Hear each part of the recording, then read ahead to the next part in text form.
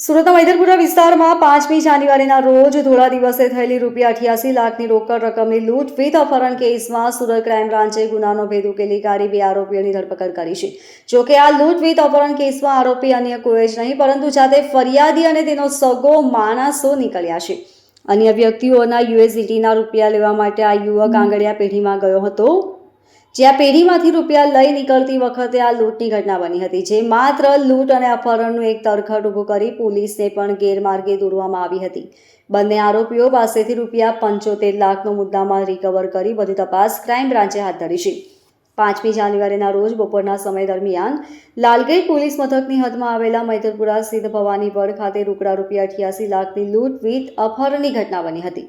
Surat police commissioner Ajaykumar Tomar સાહેબના જણાવ્યા અનુસાર 5મી જાન્યુઆરીના રોજ રાંદેર વિસ્તારમાં રહેતા સરફરાઝ ફટ્ટા નામનો યુવક મનસૂર નામના વ્યક્તિના USDTના 88 લાખ રૂપિયા જેટલી રોકડ રકમ લઈ ભવાનીપર ખાતે આવેલ પ્રવીણલાલ આંગડિયા પેઢીમાંથી લઈ બહાર નીકળ્યો હતો। જે વેળાએ મોપેડ પર આવી ચડેલા એક શખ્સે બંદૂકની અણીએ તેને ધમકાવી અપહરણ કરી કામરેજ લઈ ગયો હતો, જ્યાં તેની પાસે રહેલા રોકડા ₹88 લાખ અને મોબાઈલની લૂંટ ચલાવી ફરાર થઈ ગયો હતો। આ ઘટના બાદ સુરત ક્રાઇમ બ્રાન્ચ સહિત અલગ અલગ પોલીસની ટીમો તપાસના કામે લાગી હતી। પોલીસે આસપાસ લાગેલા CCTV ફૂટેજ અને હ્યુમન સોર્સના આધારે આરોપીઓનો પગેરો મેળવવાની દિશામાં તજવીજ હાથ ધરી હતી। એટલું જ નહીં પરંતુ આ કેસમાં સંબંધિત લોકોના નિવેદન પણ લીધા હતા। શરૂઆતમાં પોલીસ માટે આ કેસ ખૂબ જ ચેલેન્જરૂપ હતો, પરંતુ પોલીસની અલગ અલગ કુલ 13 જેટલી ટીમો દ્વારા કરાઈ રહેલી તપાસના અંતે મોટી સફળતા મળી હતી, જ્યાં જૂનાગઢ ખાતેથી આરોપી નદીમ પૂજાણી નામના શખ્સની ધરપકડ કરવામાં આવી હતી। જે આરોપીની પૂછપરછમાં લૂંટ વિથ અપહરણનો પ્લાન અન્ય કોઈ નહીં પરંતુ પોતાના સંબંધી અને ભોગ બનનાર સરફરાઝ ફટ્ટા દ્વારા બનાવવામાં આવ્યો હોવાનો ઘટસ્ફોટ થયો હતો, જેથી પોલીસે આરોપી સરફરાઝની પણ ધરપકડ કરી હતી। સુરત ક્રાઇમ બ્રાન્ચની ટીમ દ્વારા બંને આરોપીઓની ધરપકડ કરી તપાસ કરવામાં જાણવા મળ્યું હતું કે નદીમ પૂજાણી મુખ્ય આરોપી સરફરાઝનો સગો માસો થાય છે, જે બંને આરોપીઓ દ્વારા 4 માસ અગાઉ લૂંટનો આ પ્લાન બનાવ્યો હતો। લૂંટ કરવા માટે નદીમ પૂજાણીએ જૂનાગઢથી સુરત બોલાવવામાં આવ્યો હતો। સુરત આવવા માટે નદીમ પૂજાણીએ અલગ અલગ બસો અને ઓટો રિક્ષા મળી 20 જેટલા વાહનો બદલ્યા હતા, જેથી કરીને પોલીસને આ બાબતે કોઈ પણ પ્રકારનો કોઈ ક્લુ ન મળે તેવો પ્રી પ્લાન પહેલાથી જ બનાવવામાં આવ્યો હતો।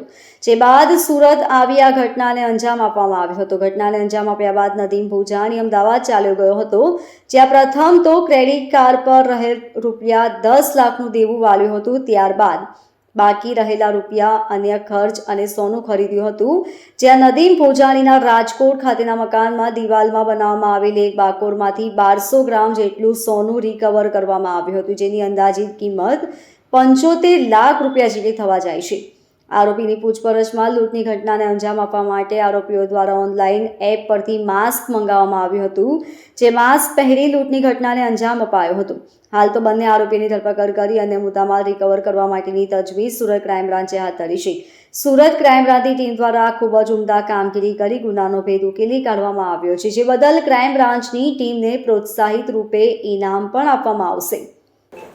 તારીખ 5મી જાન્યુઆરી 2024ના રોજ લાલગેટ પોલીસ સ્ટેશનની હદમાં ભવાની માતા મંદિરની પાસે આવેલ પટેલ પ્રવીણકુમાર એન્ડ કંપની જૂના આંગડિયા પેઢી નામની ઓફિસમાંથી કુલ ₹88,26,700 થેલા લઈને એક ઈસમ બહાર નીકળે છે અને પછી એની જે બાઇક પડી હતી એની પાસે જાય છે। થોડી વારમાં એક ઈસમ આવે છે અને એને કહે છે તું મોટરસાયકલ ઉપર બેસી જા, અને એને હથિયાર બતાવીને પાછળથી એની કમરમાં હથિયાર લગાડીને અપહરણ કરીને લઈ જાય છે। વરાછા બાજુ જઈને પછી કામરેજથી એને છોડી દે છે અને મોટરસાયકલ, મોબાઈલ અને પૈસા લૂંટ કરીને જતો રહે છે। આ ફરિયાદ પોલીસમાં આવતા તાત્કાલિક ઝોન 3 અને સ્થાનિક લાલગેટ પોલીસની સાથે સાથે ક્રાઇમ બ્રાન્ચની ટીમને આમાં ચકચારી ગુનો હોય તપાસ માટે જોડવામાં આવ્યા હતા। ક્રાઇમ બ્રાન્ચની ટીમે સતત મહેનત કરી અને એટલા લાંબા સમય સુધીની સિફતપૂર્વકની તપાસ કર્યા પછી પ્રોફેશનલી અને એકદમ ટોપ ક્લાસ ડિટેક્શન આપણે ગણી શકીએ એવી રીતે આ ગુનો ડિટેક્ટ કરેલ છે. જે આંગળીયા પેઢીમાં પૈસા લેવા માટે ગયો હતો એના નામ હતા નવાઝ સરફરાઝ ફત્તા. આ મંસૂર મેમણના યુએસડીટી વેચાયેલાની રોકડ રકમ લેવા માટે આંગળીયા પેઢીમાં ગયો હતો. આ સ્કૂટર ઉપર જ્યારે આવીને બેઠા તો એની પાછળ જે માણસ બેસી જાય છે ને એને ધાક ધમકી આપીને ફરિયાદીના જણાવ્યા મુજબ પાછળથી પિસ્તલ જેવી કોઈ વસ્તુ મારે પીછળ લગાવી દીધી અને મને અપહરણ કરીને લઈ ગયા. આ માણસની ધરપકડ પોલીસ દ્વારા કરવામાં આવી છે. આ માણસનું નામ છે નદીમ ભોજાણી. આ બિલખા રોડ જૂનાગઢનો રહેવાસી છે.